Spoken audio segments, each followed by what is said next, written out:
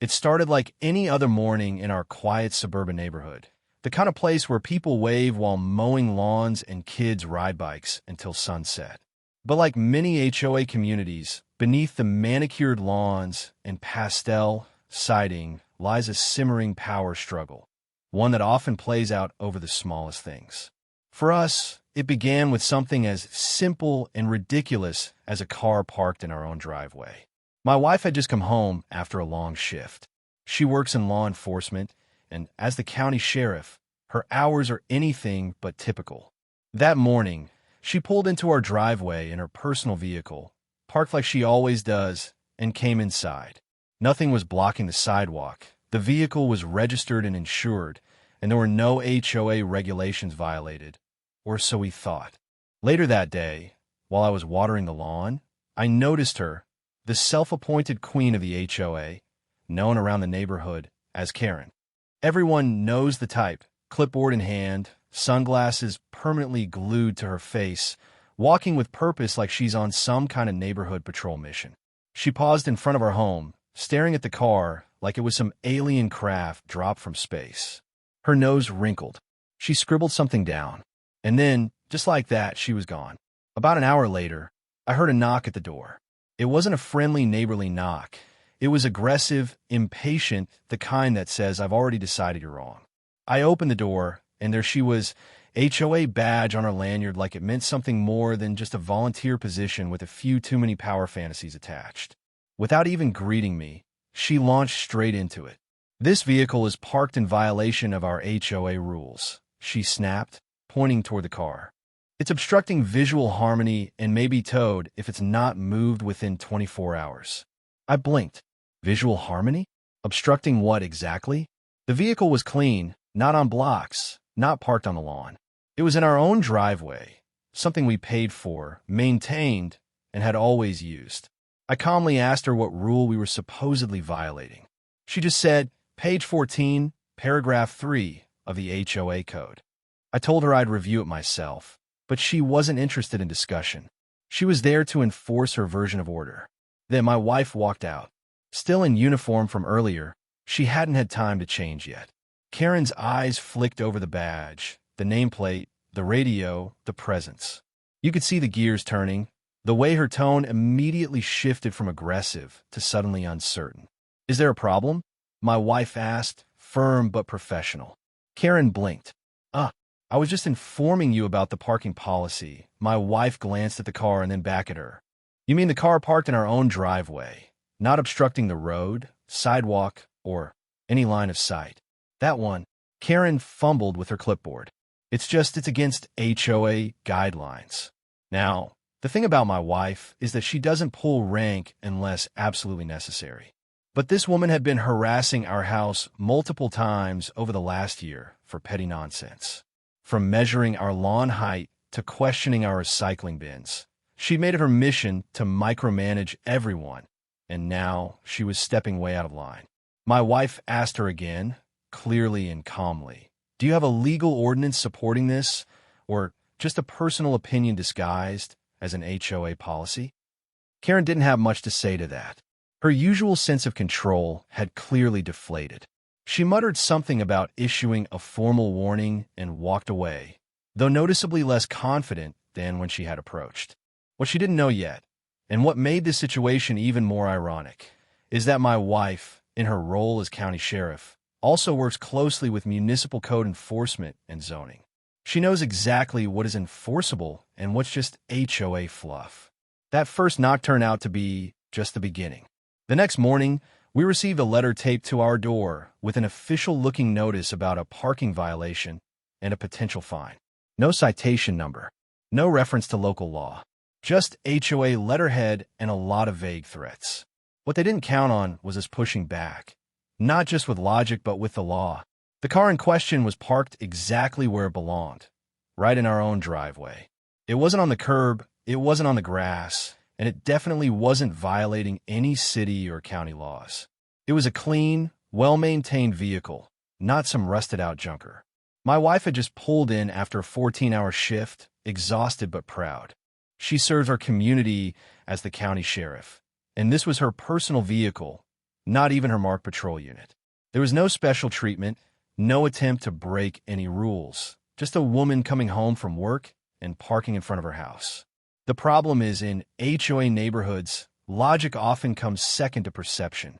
And in this case, perception belonged to a woman who has turned her role in the HOA into a personal crusade. Karen, the name practically branded on her attitude, had decided that my wife's car was an eyesore.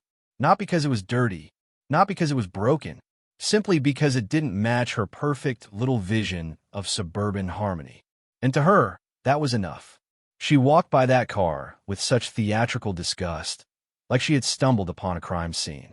Clipboard in hand, she squinted, took notes, and shook her head as if we had personally offended the neighborhood gods.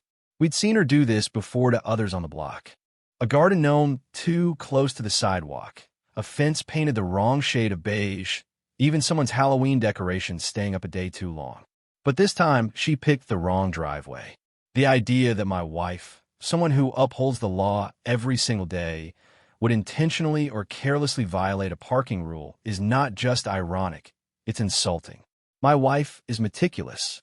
She's the kind of person who double-checks everything from seatbelt clicks to light switches. She knows local ordinances inside and out because that's part of her job. If there had been a violation, she would have corrected it immediately. No fuss. But there wasn't. And yet, Karen saw that car and decided it didn't belong. Not because of any rule, but because of her own perception of what was right. That's the dangerous thing about power given without boundaries. It turns personal preference into policy. Karen didn't see a hardworking woman coming home after protecting the public. She saw a vehicle that didn't match her standards, and she decided that was enough to take action. We reviewed the HOA rulebook ourselves, flipping through every tedious, overregulated page. Nowhere did it say that a vehicle couldn't be parked in a resident's driveway. Nowhere did it prohibit the type of car or how long it could sit there, as long as it was registered and not causing a public obstruction, which ours wasn't. But that didn't stop Karen from escalating the situation. A few days later, we received a letter, not from the city, not from the county, but from the HOA board. It cited a vague violation, something about vehicle noncompliance and visual inconsistency. There are no dates, no photos, no legal references, just a vague threat of fines and potential towing. That was the moment we realized this wasn't about rules at all. It was about control.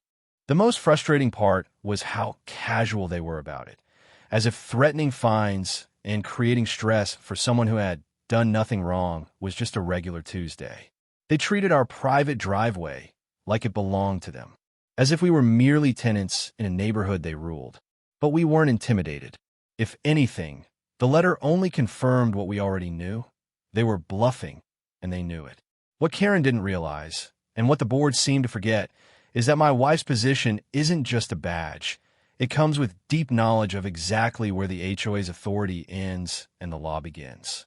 She's worked with property rights cases, municipal disputes, and nuisance complaints for years. She sat in council meetings and advised on zoning reviews. They thought they were targeting just another resident who would quietly fold under the pressure. They were wrong. The absurdity of the whole thing still amazes me. That a legally parked car in a private driveway could trigger such an overreaction. That a person who dedicates her life to serving the county could be treated like a violator by someone with a clipboard and a power complex. This wasn't about a vehicle. This was about someone who thought they could rewrite the rules because they didn't like what they saw. A few days after Karen's initial confrontation at our door, we received a formal notice from the HOA. It was printed on the HOA's official letterhead and taped not just to our front door, but also slid into our mailbox like some kind of double warning. The language was stiff, vague, and intentionally intimidating. It referenced an alleged violation concerning the parking of unauthorized vehicles and warned of possible fines, disciplinary actions, and even the potential for towing if the issue wasn't resolved within 72 hours. The entire notice read more like a threat than a neighborly concern. My wife and I sat down together and reread the document multiple times. It didn't contain any evidence, no pictures, no specific rule numbers, No citations from city or county law. Just bold, uppercase phrases like "this is your final warning," and "non-compliance may result in legal action." For anyone unfamiliar with HOA politics, this might have felt like a serious legal threat. But for us, it was little more than a scare tactic. The problem was this kind of intimidation works on most people. That's what makes it effective. We knew our rights. More importantly, my wife knew exactly where the line between HOA policy and municipal law exists, and this letter had already crossed it. Threatening towing without a legal citation or proof of obstruction wasn't just unethical, it was illegal. Still, Karen wasn't acting alone. It was clear she had pulled the rest of the board into her personal vendetta. And now, it had gone from petty confrontation to an organized campaign of harassment, all because a car offended someone's sense of aesthetic order. The HOA had long operated under a cloud of fear and silence. Most homeowners didn't attend meetings. They paid their dues, avoided confrontation, and just hoped not to end up on the board's radar. That gave people like Karen the perfect opening to enforce their will without much pushback. She had already fined another neighbor for leaving out their trash bins an hour too early, and she once demanded that a family repaint their fence because it clashed with community tones. This wasn't new behavior. It was just the first time she had picked a fight with someone who wouldn't back down. We reviewed the community bylaws word for word. There was a section on vehicle storage, but it applied to abandoned or unregistered vehicles, not to a clean, personal car parked in a driveway. Nowhere did it say that HOA approval was needed to park a car used daily. It also didn't define visual inconsistency, the term Karen and the board kept using, which meant it could be applied to virtually anything they didn't like. That vagueness was the whole point. It gave them just enough language to justify their actions without being legally accountable. The threat of towing was especially absurd. Tow trucks can't just hook up to a car parked in a private driveway on private property without legal grounds. Doing so could easily result in civil liability. But they were hoping we didn't know that. They were counting on us feeling isolated and unsure. To make things more absurd, they included a compliance action plan in the envelope. It was a fill-in-the-blank form asking us to describe what steps we were taking to resolve the violation, along with a space to sign an acknowledgement of responsibility. It was the kind of document you'd expect from a landlord to a tenant, not from a volunteer board to a homeowner. It was condescending, presumptive, and completely out of line. My wife, ever the professional, didn't get angry. She didn't lash out or respond emotionally. She drafted a formal reply that dismantled every argument they had made, citing relevant municipal codes and referencing legal cases involving HOAs overstepping their authority. It was concise, respectful, and backed by undeniable facts. She attached a printout of the county's parking regulations and highlighted the sections that confirmed our vehicle was in full compliance. Then she requested a public hearing per the HOA's own rules, which gave homeowners the right to dispute citations. Karen and the board were clearly unprepared for someone to challenge them with both legal clarity and confidence. They expected compliance, not confrontation. But we weren't looking for a fight. We were defending our basic right to use our own property without being bullied. What they had issued wasn't just a notice, it was a power play. And like most power plays, it relied entirely on fear, not facts. Karen's need to confront wasn't satisfied by just sending letters or taping notices to our door. That wasn't dramatic enough for her. She wanted a moment, a scene. So, when she spotted my wife out front one morning, still in uniform from an overnight shift, Karen decided it was the perfect opportunity to assert her authority in person. She marched down the sidewalk like she was issuing a warrant, not realizing she was about to run headfirst into the actual law. My wife was standing near the car, sipping coffee and chatting with me before heading inside. That's when Karen swooped in, arms crossed, that same clipboard tucked under one elbow like it made her someone official. Without a greeting or even basic courtesy, she launched straight into her script, her tone sharp and condescending. "This vehicle has now been logged as a repeat violation," she announced loudly, like a store manager trying to embarrass a shoplifter. "I've issued multiple notices, and if it's not removed today, we'll begin enforcement actions." I looked at my wife, expecting a reaction, but she was calm, almost amused. She didn't say anything right away, letting Karen talk herself deeper into her fantasy of authority. Karen went on about how the car was bringing down the aesthetic standard of the neighborhood and that residents had complained, though of course she never said who those residents were. Her voice got louder, maybe to draw attention, or maybe because she genuinely believed that volume made her right. She clearly had no idea who she was talking to. Then my wife spoke. Her voice was calm, even, and professional. "Do you have documentation of any specific rule that this vehicle is violating?" she asked. Karen blinked, clearly thrown off by the tone, and stammered something about page numbers in the HOA bylaws. My wife followed up.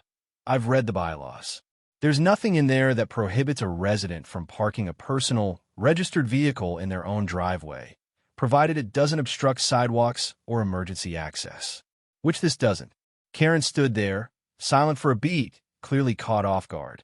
She hadn't expected resistance, especially not calm, informed resistance from someone who wasn't raising their voice or getting defensive. But she still tried to press forward. "Regardless of the technical language, we maintain a certain standard in this community. That vehicle does not meet the standard of appearance." She emphasized the word appearance as if it held legal weight. That's when my wife introduced herself properly. She gently lifted her badge from her belt and held it out for Karen to see. "I'm Sheriff Thompson," she said.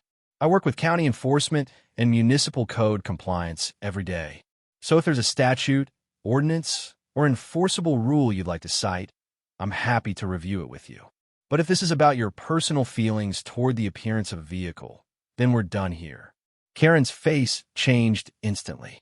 Her posture stiffened. The confidence drained from her eyes.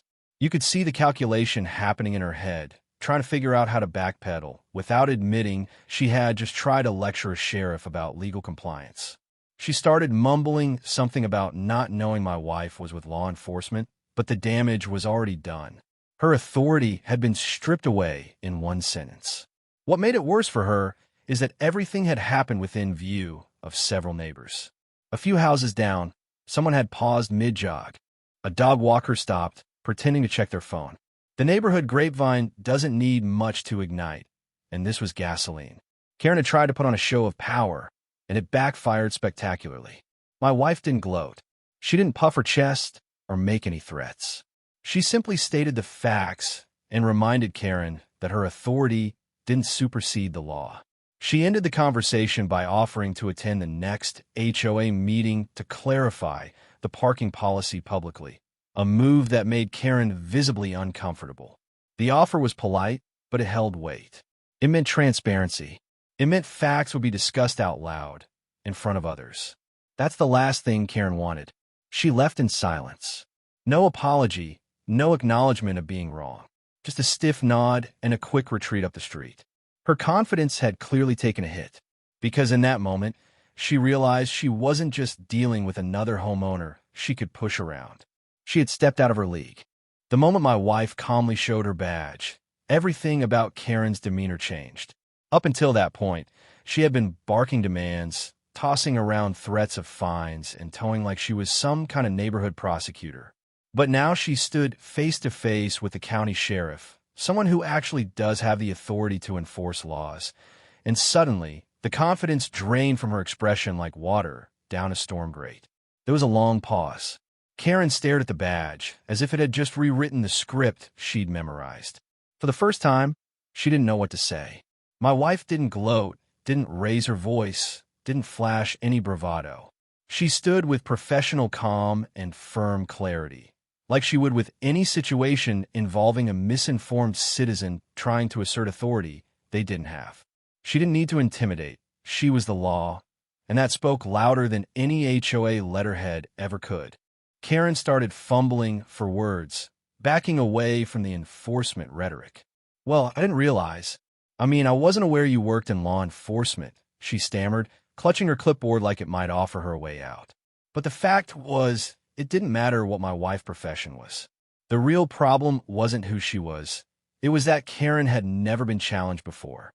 She'd built her little HOA empire on the assumption that people would be too afraid, too uninformed, or too tired to push back. The silence after Karen's retreat spoke volumes. The neighbors who had paused to watch now had all the confirmation they needed. This wasn't just a petty parking dispute. It was an overreach by someone who had finally been put in her place. And in our neighborhood, word travels fast. Within days, people started approaching us with their own Karen stories. A trash bin rolled out too early, a Halloween skeleton deemed too aggressive, a Christmas light strand that supposedly violated color guidelines. Everyone had a tale of being targeted, and most had complied just to avoid the hassle. But now things were shifting. Karen's iron grip on the neighborhood was loosening, and she knew it. My wife hadn't just exposed her pettiness. She'd shown that her threats had limits. Legal limits. The HOA board may have rules, but they can't override property law or intimidate residents into compliance through sheer force of personality. That realization wasn't just a blow to Karen's ego. It was a blow to the system she'd built around fear and control. After that confrontation, we didn't hear from the HOA for a while. No more notices. No more mysterious complaints. No surprise letters taped to our door. The silence was telling. They knew they had pushed too far, and now they were regrouping. But the damage to their credibility had already been done. It wasn't just that Karen had picked a fight with the wrong person. It was that she'd done it so publicly, so arrogantly, and with such flimsy reasoning. Inside our home, things felt different too. We'd never been ones to cause trouble, but we also weren't about to let people push us around. My wife, especially, had always been firm but fair in her professional life, and this situation wasn't any different. She knew that people like Karen thrived in environments where no one speaks up, where everyone assumes the HOA has unchecked authority. But now, people were beginning to realize they could question things, ask for documentation, and stand up for themselves. The board, of course, tried to do some damage control. At the next HOA meeting, they attempted to reframe the parking guidelines, offering vague reassurances about community standards and enforcement discretion. But the attendees, now emboldened, began asking pointed questions. What exactly were the standards? Who approved them? Why weren't they clearly outlined in the handbook? The usual silence and nodding compliance were replaced with uncomfortable questions and sharp observations. The board, and Karen especially, found themselves on the defensive. Meanwhile, my wife's calm handling of the situation became something of a neighborhood legend. People stopped us during evening walks, thanking her for standing up, for setting the record straight, for doing what many had been too afraid to do. And while she never sought recognition for it, I could tell she took pride in knowing she helped shift the culture of fear that had taken root in our own community. Karen, for her part, never directly addressed what happened, but the difference in her behavior was impossible to ignore. Her daily patrols became less frequent. The clipboard started staying home. The tone of her emails, which had once been strict and accusatory, became vague and noncommittal. The HOA's bark had lost its bite, and the neighborhood was a little freer because of it. In the weeks that followed Karen's dramatic encounter with my wife, something interesting began to unfold. The HOA board, once so eager to issue warnings and vague threats, suddenly went quiet. The constant stream of notices, the passive-aggressive emails, the condescending letters signed by the Community Standards Committee, they all stopped. No more veiled threats of fines. No more parking complaints mysteriously left on windshields.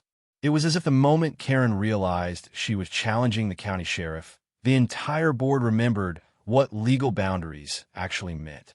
But the silence didn't last forever. The board regrouped. They held an emergency meeting, quietly, of course, and from what we heard through the neighborhood grapevine, the main topic wasn't improving community harmony. It was us. More specifically, how to regain authority without escalating the situation into something that could bring legal scrutiny onto the HOA itself. That's when they made their next mistake. They sent out a revised compliance bulletin under the guise of clarifying rules. It was supposed to be a blanket update, but it was filled with language that was clearly targeted, subtle jabs wrapped in bureaucratic lingo about repeat offenders and individuals undermining the integrity of the HOA process. My wife read it, raised an eyebrow, and calmly drafted a letter, not just as a homeowner, but in her professional capacity as sheriff. She didn't send it to Karen. She didn't send it to the board. She sent it to the county attorney's office with a copy of every letter, every notice, and every complaint we'd received. Included were notes about how the HOA was threatening enforcement outside the scope of its authority, particularly towing vehicles from private driveways without municipal approval. She attached photos, bylaws, and legal references. She didn't demand anything. She didn't posture. She simply submitted the documentation and asked for a legal review of whether the HOA had crossed into harassment. It didn't take long for that to spark a response. Within 2 weeks, the HOA board received an official advisory from the county. It wasn't a lawsuit. It wasn't a cease and desist. It was something worse, at least for them, a formal warning, the kind that becomes a matter of record, the kind that draws attention from city and county leadership, the kind that other residents can reference when challenging future overreach. The advisory spelled out in very clear terms what an HOA can and cannot enforce, where the line between policy and law exists, and how any actions perceived as targeted harassment, especially from board members, could expose the HOA to civil liability. The reaction from the board was immediate. They held another emergency meeting, this one packed with actual homeowners. People who had never spoken up before were suddenly interested in how the board operated, and more importantly, how they had been abusing their position. Questions were asked, real ones. Who approved the complaint process? Why were certain people being targeted repeatedly while others were left alone? What training did board members receive before threatening legal action against residents? Karen sat in the front row, silent, her clipboard nowhere in sight. As more people began to speak out, old grievances surfaced. One neighbor revealed that they had paid multiple fines over landscaping violations that were never photographed or documented. Another brought up how they were cited for a garden statue that had been there for years, only after they had voted against Karen in a board election. What started as a single parking complaint had unearthed a pattern of selective enforcement, personal vendettas, and complete disregard for transparency. My wife's decision to involve the county didn't just protect us, it empowered the neighborhood. People realized they had rights. They realized they didn't have to bend to every absurd rule or threat of punishment. They began attending meetings, demanding documentation, challenging board decisions, and in a few cases, even requesting reimbursements for unfair fines. The HOA, once feared and rarely questioned, was being held accountable. Karen's influence eroded quickly. She no longer walked the neighborhood with the same smug confidence. Her once daily patrols vanished. The clipboard, once a symbol of her self-appointed power, never returned. And while she remained on the board for a little while, her voice held less and less weight. The other members, eager to distance themselves from the growing scrutiny, stopped backing her suggestions. Eventually, a few of them resigned entirely. Others, facing the pressure of recall petitions, began openly supporting reforms.